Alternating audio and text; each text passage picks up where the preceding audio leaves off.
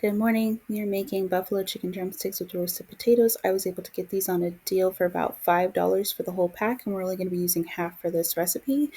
We're going to start with lining a baking tray with a cooling rack, and then after you touch raw meat, wash your hands, please.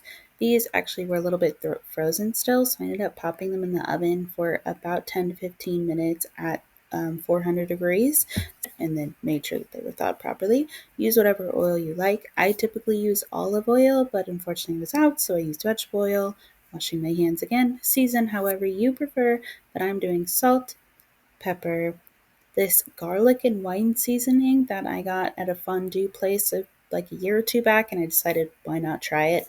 Paprika, onion powder. You could also add all of these seasonings to a flour or a cornstarch base and toss the chicken in that. That would also be really good. I just didn't feel like doing that extra step. And I'm going to go ahead and flip these over and coat the other side as well. Pop these in the oven for about an hour, I believe it ended up being. All right, I've got 6 russet potatoes. I'm going to go ahead and wash and scrub those, dry them off. I'm going to cut long ways down the middle, another quarter, and then just kind of dice these up small. And these are roasting a decent amount of time. That's about as small as I got it. And then use the oil again of your preference. And my usual spice blend, salt, pepper, paprika, which unfortunately was very low on, so it didn't get me too far, onion powder, which I also ran out of, and then this garlic and wine seasoning. And then I went ahead and just popped a plate on top of that bowl and shook it all up because I didn't feel like stirring it all around on a roasting pan. It just seemed a lot easier, and it was. And we popped those in the oven for 40 minutes.